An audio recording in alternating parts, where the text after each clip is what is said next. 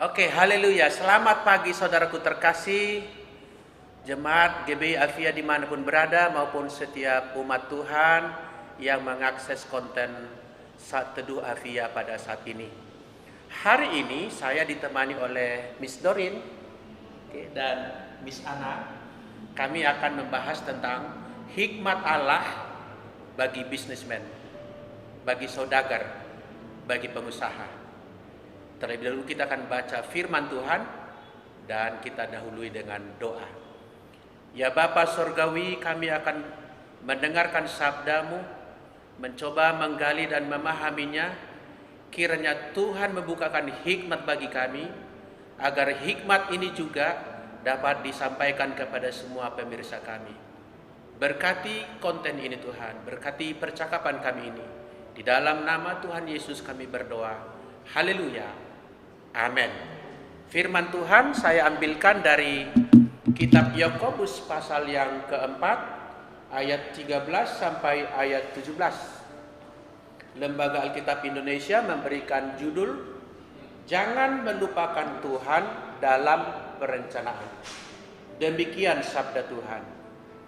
Jadi sekarang, hai kamu yang berkata, hari ini atau besok kami berangkat ke kota Anu, dan di sana kami akan tinggal setahun dan berdagang serta mendapat untung. Ayat 14, sedang kamu tidak tahu apa yang akan terjadi besok. Apakah arti hidupmu? Hidupmu itu sama seperti uap yang sebentar saja kelihatan lalu lenyap. Sebenarnya kamu harus berkata, jika Tuhan menghendakinya, kami akan hidup dan berbuat ini dan itu. Tetapi sekarang kamu memegahkan diri dalam congkakmu, dan semua kemegahan yang demikian adalah salah.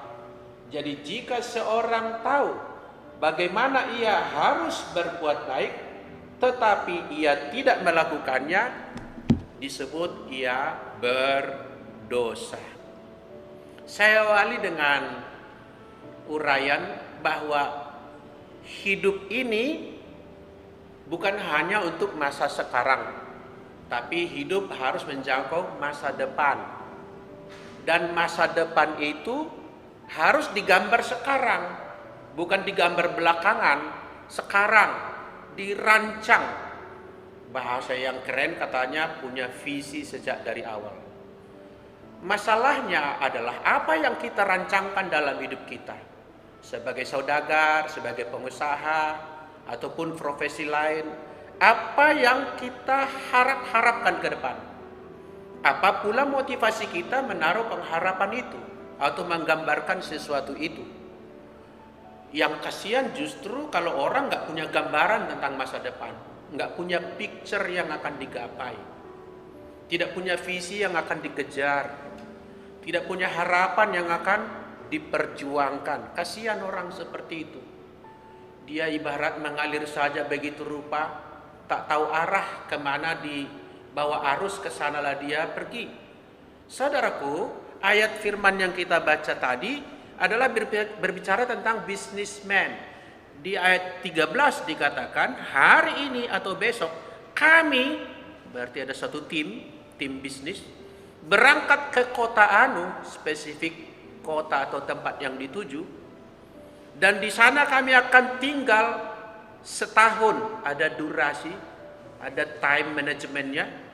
Kemudian dikatakan dan berdagang, ada activity yang akan dikerjakan, kegiatan yang akan dilakukan, dan dikatakan serta mendapat untung. Ada goal, ada harapan. Bagus sekali. Sebelum dia pergi ke kota Anu itu dia sudah membuat gambaran. Saya katakan tadi, masa depan itu digambar sekarang. Ayat 13 ini menjelaskan hal itu. Saudagar tadi berkata, mau kemana mereka pergi, berapa lama mereka di sana, apa yang dikerjakan, dan juga bicara tentang untung. Sampai di situ masalah itu cukup baik sekali dan sangat baik.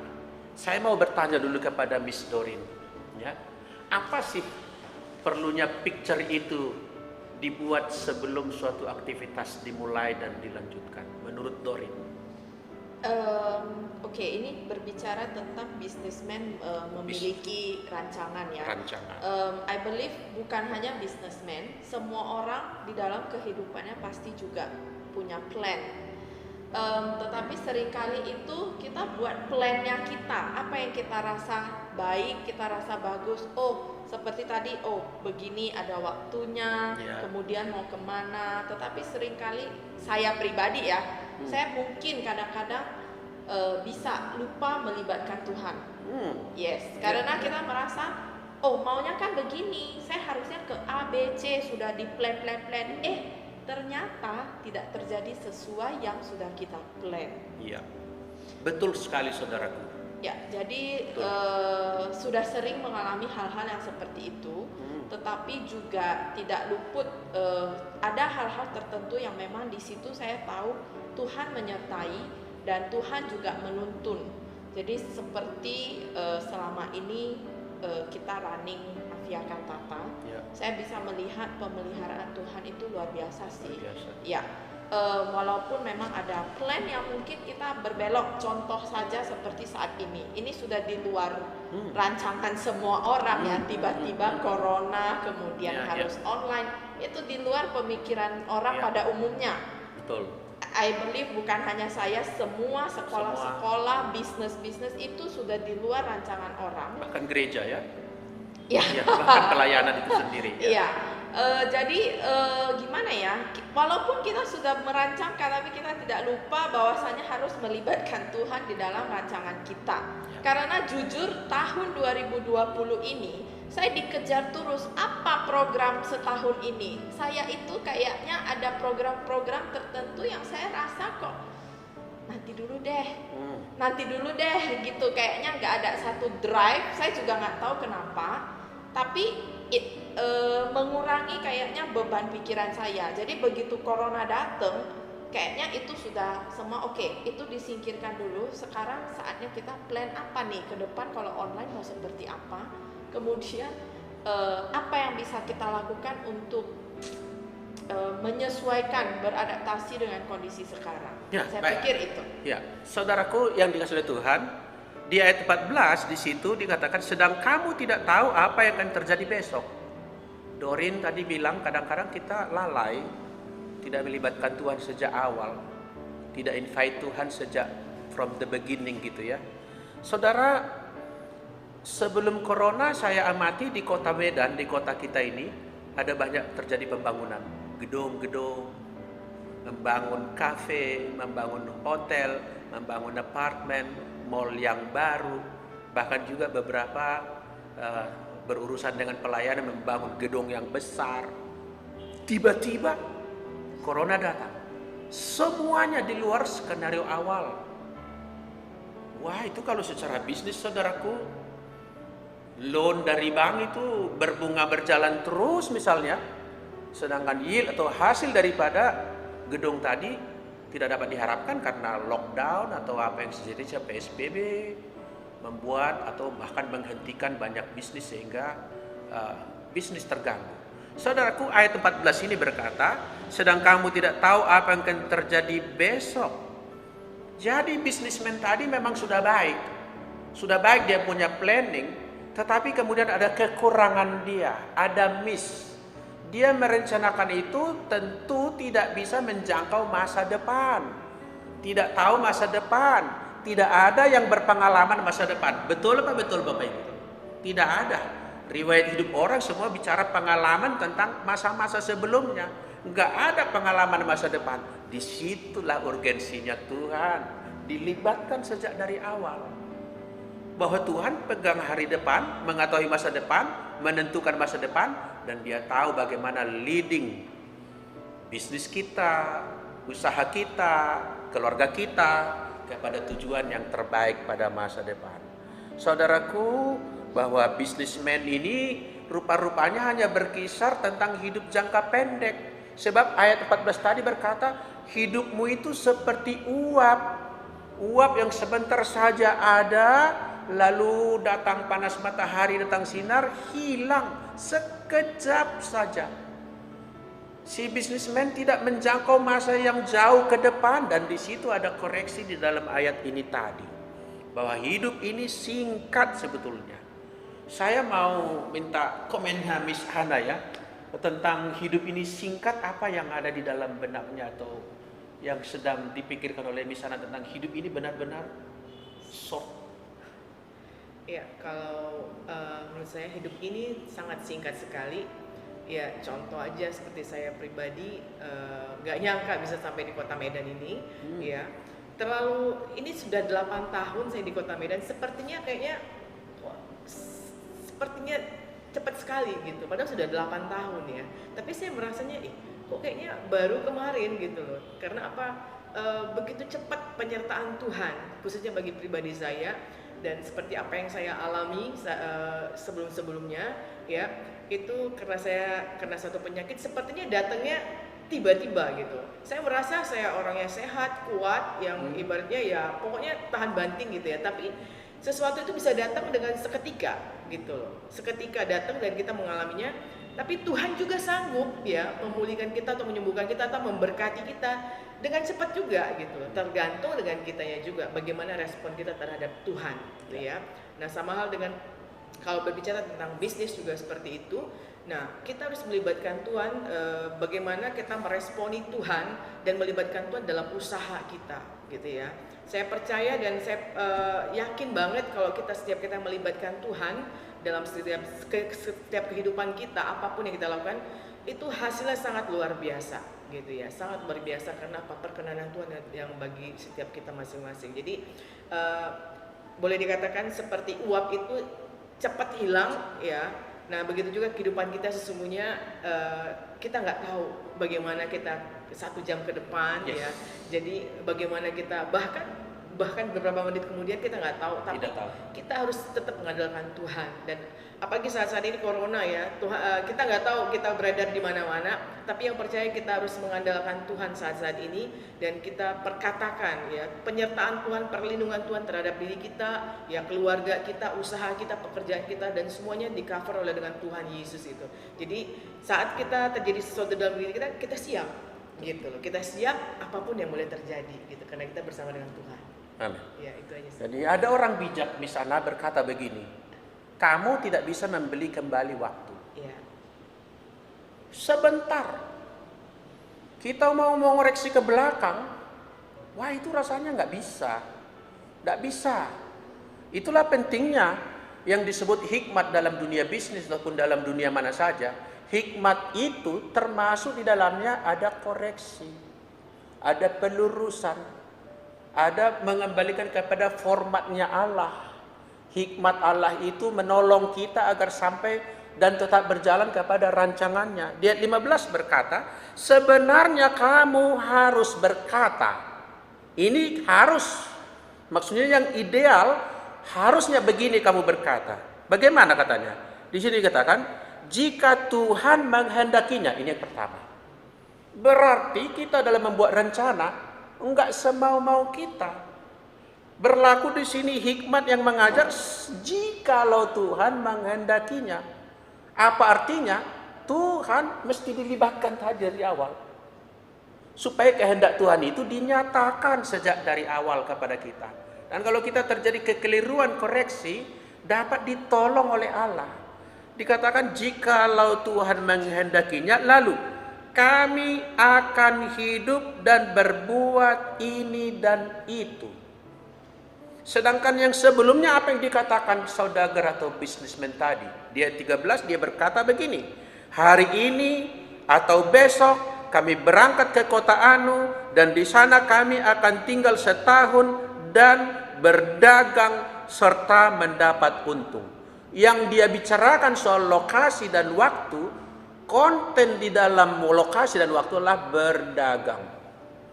Dan hikmat Allah berkata, seharusnya kamu berkata, jika Tuhan menghendakinya, kami akan melakukan ini dan itu. Bukan hanya bisnis. Apa artinya Bapak Ibu? Hikmat Allah dalam dunia kita, dalam dunia bisnis adalah, bisnis ini hanya point of contact yang membawa kita berperkara kepada Tuhan untuk seluruh sisi hidup kita. Kita nggak hanya berurusan dengan bisnis dalam hidup ini, tidak hanya bekerja dalam hidup ini, ada sisi-sisi lain yang juga mesti ditata oleh Tuhan. Jadi ada orang berkata, Tuhan luruskan jalannya bisnisku, bagus. Lebih bagus lagi Tuhan, bukan hanya bisnisku, keluargaku, ibadahku, peran-peran sosialku, peran-peran di luar bisnisku. Ini juga harus, jikalau Tuhan menghendakinya, artinya seturut dengan kehendak Tuhan. Saudara yang dikasihi oleh Tuhan, bahwa gambar yang diharapkan oleh Tuhan, hikmat ini mengajarkan ialah seluruh hidup kita buat rancangan itu supaya Tuhan dilibatkan di dalamnya, dan rancangan yang kita buat ini adalah rancangan yang sesuai dengan kehendak Tuhan, dan rancangan ini bukan hanya soal 1-2 hal komponen hidup kita, seluruh hidup kita, totalitas hidup kita. Kata hidup di situ dikatakan kami akan hidup, berlaku ini dan itu. Hidup itu total, bukannya berdagang. Saya teringat satu ayat yang seringkali orang salah kaprah di dalamnya, yaitu bahwa orang dikatakan menurut Amsal 19 ayat 21, banyaklah rancangan di hati manusia, tetapi keputusan Tuhanlah yang terlaksana. Dan seringkali orang merancang A, B, C, dan D tidak tercapai. Kenapa? Karena rancangan dia sangat segmen, hanya terkotak pada satu bagian. Jadi 1 Korintus 15 ayat 19 juga berkata, jikalau kita dalam hidup ini saja menaruh pengharapan pada Kristus, maka kitalah orang-orang yang paling malang dari segala manusia. Ya, istri saya memang orang Malang. Ya, sering saya berguyon, dia itu gadis Malang. Ya, beruntung dapat pria yang baik hati. Amin, saudaraku. Maksudnya Malang di situ bukan kota, Malang itu sial. Siapa yang paling sial menurut 1 Korintus pasal 15 ayat 19 ialah orang yang melibatkan Tuhan dalam hidupnya, tetapi urusan dan perkara yang dihubungkan dengan Tuhan hanya soal hidup yang sekarang ini, enggak menjangkau hidup yang selama-lamanya. Tadi dikatakan hidup yang sekarang seperti uap. Tahu-tahu saya sudah 53 tahun di sana. Rasanya masih segar diingatan ya, masih remaja ya. Rasanya cepat sekali, tiba-tiba udah tua.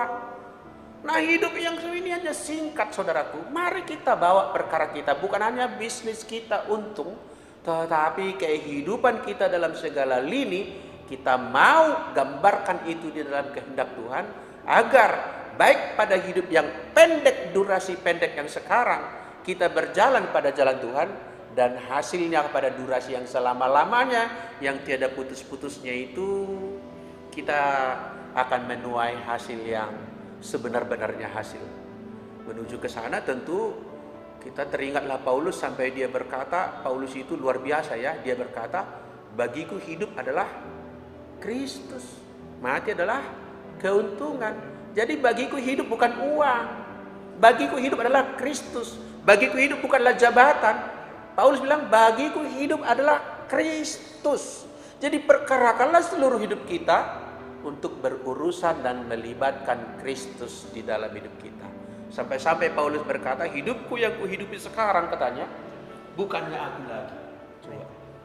Dia bukan mengatakan aku bukan lagi diriku sendiri, tapi dia tidak berurusan dengan diri sendiri lagi, bukan goal diri sendiri lagi, melainkan Kristus yang hidup di dalam aku. Kita rindu seluruh pengusaha-pengusaha, seluruh usahawan. Ya, usaha itu bukannya dagang sebetulnya. Bertani pun adalah bisnis juga. Ya, mengajar pun adalah bisnis juga. Seluruhnya. Jadi hikmat ini sekarang berlaku bagi kita semuanya. Hanya konteks dasarnya di sini adalah dunia saudagar. Mari kita membuat perencanaan melibatkan Tuhan sejak awal. Kalau Tuhan kita libatkan sejak awal, bukannya berarti sepi masalah, tidak ada masalah, bebas masalah, bukan. Tapi kalau sudah dilibatkan Tuhan sejak awal, ketika masalah datang, Allah akan mudah menuntun kita. Sebab kita sudah tahu gambar yang akan kita kejar, kita tahu juga bersama dengan Tuhan mengoreksi apa dalam hidup kita. Itulah hikmat yang dibagikan pada kita saat ini. Saya tutup dengan ayat 17 dikatakan di sana. Jadi jika seorang tahu bagaimana ia harus berbuat baik, itu adalah berbuat baik, membuat rencana sejak awal, melibatkan Tuhan. Dan dikatakan, tetapi ia tidak melakukannya, ia berdosa. Jadi memang begini, mendengarkan firman Tuhan itu adalah kabar baik bagi kita. Senang kita itu adalah berkat. Tapi di balik senang dan berkat itu ada tanggung jawab di situ. Ketika kita sudah mendengarkan hikmat Allah bagi dunia bisnis sekarang, lalu kita tetap saja akal bulus kita, mau-maunya kita hanya urusan mengenai bisnis saja. Mata kita tertutup bulat-bulat hanya ke situ dan tidak mau mendatangkan hikmat Allah ke dalamnya. Dan kita disebut di situ adalah orang yang congkak, bahkan disebut tahu yang baik tapi tidak melakukannya, disebut berdosa. Itu dulu renungan kita pada hari ini. Kiranya kita dapat menyerap kebenaran ini bagi dunia dan usaha kita masing-masing. Tuhan memberkati kita dimanapun kita berada. Kiranya Tuhan membanjiri kita dengan rahmat dan kemurahan hatinya. Mari kita tutup dengan berdoa. Terima kasih ya Tuhan, untuk pagi hari ini kami bersaat teduh bersama-sama secara online di rumah kami masing-masing atau dimanapun kami berada, tersambung secara koinonis dalam dunia yang dibantu oleh teknologi. Kiranya persekutuan kami ini sesuai dengan firman Tuhan, 2-3 orang berkumpul dalam nama Aku, di situ Aku ada. Maka berkat-Mu juga turunlah atas setiap kami, dimanapun kami ini sedang berada dan tersambung dalam ibadah saat teduh ini. Tuhan memberkati kami, Tuhan memberikan hikmat kepada kami, Tuhan meluruskan jalan kami, Tuhan menolong kami.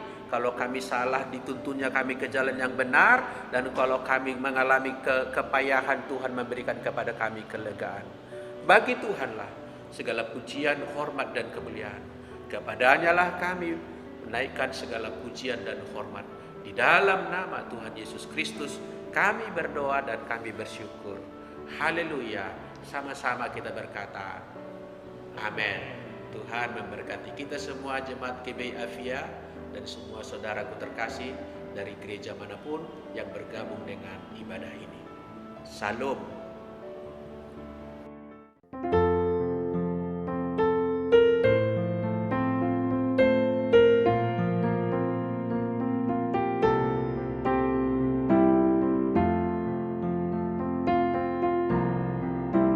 Adapun hidupku ini